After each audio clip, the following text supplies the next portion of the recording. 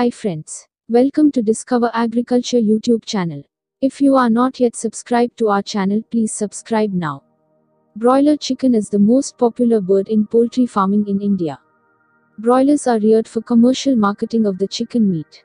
Broilers are small chickens that are 5 to 6 weeks old. They are tender with flexible bones. Broiler farming need very little investment since they can be grown and marketed within 6 weeks. The tender meat of a young chicken grown from a hatch is called broiler. In its broadest sense, broilers are chicken raised specifically for the meat purpose from its hatch. It is an important protein source. It also contains vitamins and minerals in sufficient amounts. Owing to the technological advancements and commercial development, there are specially developed broilers available. These breeds are different from egg-laying birds used in layer poultry farming. These grow quickly and have a high efficiency of conversion. In addition, poultry manure has a very high fertilizer value that can be used for increasing the crop yield in organic farming. Information on broiler poultry. Gallus domesticus or broilers typically have a yellowish skin and white feathers. They attain their slaughter weight between 4 to 6 weeks of age. However, slow-growing ones attain slaughter weight when they are 14 weeks old. Since the broilers are slaughtered young, they are immature. Scope of broiler farming in India. India is the 5th largest broiler producer in the world. However, the per capita availability of poultry meat is far below the ICMR recommendation, which is 11 kilograms meat per capita per annum. Farmers no longer find it difficult to market the broilers since there are many corporate companies that have enabled a suitable rearing environment for the farmers. Since broiler chickens are slaughtered at the age of 6 to 8 weeks, farmers find it easier to rear broilers. Broilers provide adequate employment opportunities to the poultry production system. In past few years, considerable progress has been made with respect to equipment, vaccines, technical guidance, etc. Owing to an improvement in the management practices, occurrence of mortality has decreased to a great extent. There are also institutes providing training to entrepreneurs. Also, since there is considerable importance given to broilers in the national policy, the scope for further development seems good. Broiler chicken breeds. Since broiler breeds are reared cheaply for meat purposes, they are divided into two categories. Commercial broiler breeds. Dual-purpose broiler breeds. Commercial broiler chicken breeds. They are reared for the chicken meat alone and are slaughtered when they attain 6 to 8 weeks of age. There are genetically modified commercial broiler breeds available. These are modified genetically to produce meat rather than egg. Such breeds have increased meat production and a higher conversion rate.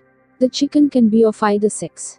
Some examples of broiler chicken that are bred commercially are Hubbard, Cobb, Caribro, Avian, Krishibro, Varna, Vencob, High Cobb, etc. Dual-purpose broiler chicken breeds. Dual-purpose breeds are reared for both eggs and meat. They are generally the backyard variety. They are self-reliant, hardy and have a larger body. The eggs that they lay have a brown-colored shell. Some examples of this breed are Rhode Island Red, New Hampshire, White Plymouth Rock, Brahmapriya, Red Vanaraja, etc. House facilities and management. The housing facilities for poultry must be situated away from industrial area, yet have a good accessibility such as good roads, markets, etc. Basic facilities like clean drinking water must be available. The hen coop or the houses must be constructed at an elevation so that there is no water logging during heavy rains. There should adequate amount ventilation, sunlight and shade. The fresh air must pass through the brooder shed, grower shed and layer shed precisely in that order. This would prevent the spread of diseases from layers to brooder. Storerooms. Administration office must be located at the entrance of the housing facility to minimize the movement people around the sheds. Similarly, sick room and disposal pits must be located at the extreme end. Broilers can be reared in cages or on floor litter. The cage construction is similar to grower cage, with the floor having a plastic coating to avoid blisters. The advantages of cage rearing in broiler farming. High rearing density. Litter expense is negligible. It is easier to disinfect and clean the area. The growth and feed efficiency of the birds is better. Reduced incidence of cannibalism. However, cage rearing the broilers have some disadvantages too. Disadvantages of cage rearing in broiler farming. Initial cage investment is high. Fecal tray cleaning is a laborious process. The wing bones tend to be brittle. There is a higher chance of the broilers developing breast blisters and crooked keel. During summers, the birds are restless owing to heat and lack of fresh air circulation. Up to the age of 18 days, broilers need 450 square centimeters of floor space, 3 centimeters feed space and 1.5 centimeters water space. For birds ranging from 19 to 42 days of age, they need a floor space of 1000 square centimeters, 6 to 7 cm of feed space and 3 centimeters of water space. Poultry house design. The houses must be constructed in the north-south direction. Constructing them in the east-west direction would expose them to the sunlight. It is advisable to use locally available materials like mud, bamboo, etc. for constructing the house than investing in procuring materials for building the coop. The investment can be made in procuring breeds, feed, etc. Broiler farming management. Since broilers are reared for meat, a systematic, well-planned broiler management is necessary to get the desired results. Rearing is followed in different ways. They might be reared as a single batch or in multiple batches of brooding and rearing.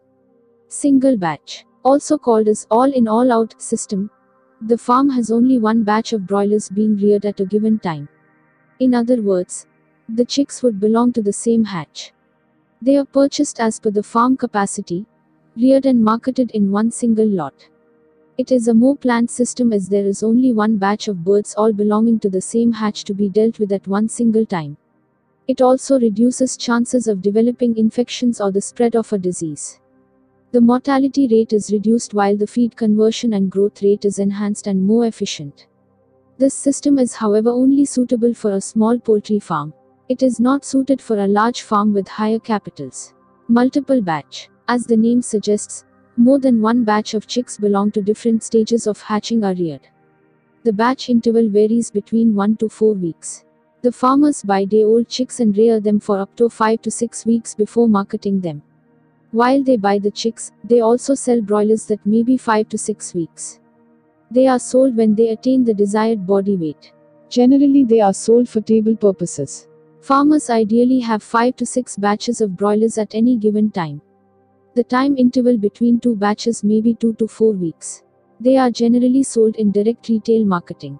Birds of 45 to 50 days of age who are healthy and have attained the desired body weight are sold.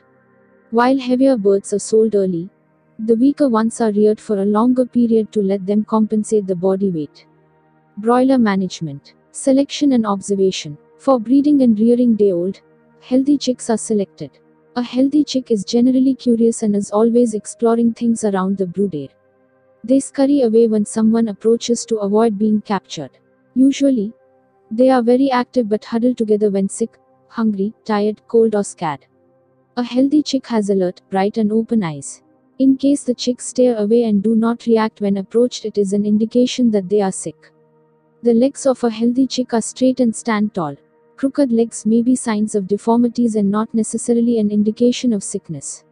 However, they may also be symptoms of an underlying physiological condition. Poultry house preparation. The coop must be cleaned thoroughly and free of any litter. The entire poultry house must be sanitized properly and disinfected. Some farmers fumigate the house before the chicks are brought in. The incubators or brooders are adjusted to the desired temperature a day before the chicks arrive. For the first few days they are observed for any signs and symptoms of infections or diseases. In case a bird develops any infection, it is removed from the brood and quarantined immediately. Lighting. Broiler houses are recommended to provide 24 hours of light during the brooding time. The pattern followed is 23 hours of light followed by an hour of darkness every day till they are ready for marketing. The 1 hour darkness is to acclimatize the birds towards darkness in case there is power failure, else there may be panic and stampede. Feeding. Food plays a major role in poultry farming since the birds have a high conversion rate. For efficient poultry management on a commercial scale, feed management is an important aspect. The feed must be healthy in terms of nutrition and they must contain adequate amounts of vital nutrients. Insufficient amount of nutrients would lead to poor performance in terms of productivity. Apart from the regular fats, proteins, carbohydrates, vitamins and minerals, they must be also provided with micronutrients in adequate amounts. Vaccination. Like any other livestock, broilers must be vaccinated regularly and protected from diseases. They are vaccinated right from the first day of their hatch till the 28th day. Give Marek's vaccine to 1-day-old chick. In between 5th to 7th day give RDVF1 injection. Give IBD vaccine injection to 14-day-old chicks. In 21st day give RDV Lasota through the drinking water. IBD booster dose was given to 28-day-old chicken through the drinking water. Sex separation of broilers. The growth rates of male and female broilers are not the same, with the males growing faster than females. They also need more floor space and nutrients than female broilers. Male broilers need more proteins and carbohydrates in their diet than their female counterparts. Hence, male and female broilers are reared separately from the day of hatching till marketing. They are also provided with separate diets as per their daily requirement.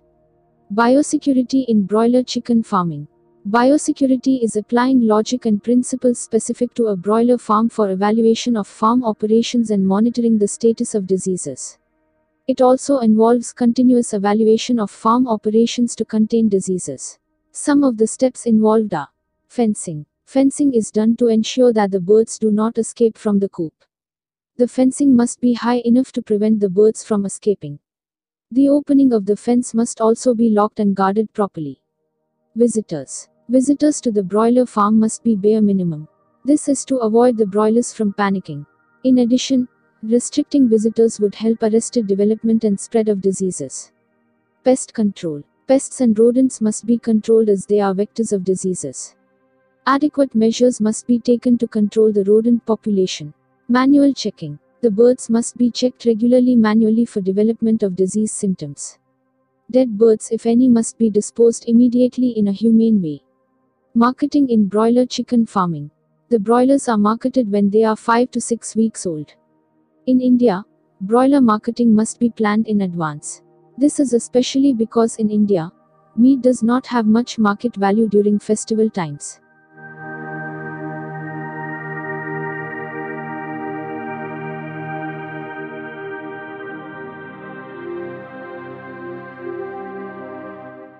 Hope you like this video. Please do subscribe Discover Agriculture channel and recommend our channel to your friends. Share this video with all friends. Thank you for watching this video. Have a good day.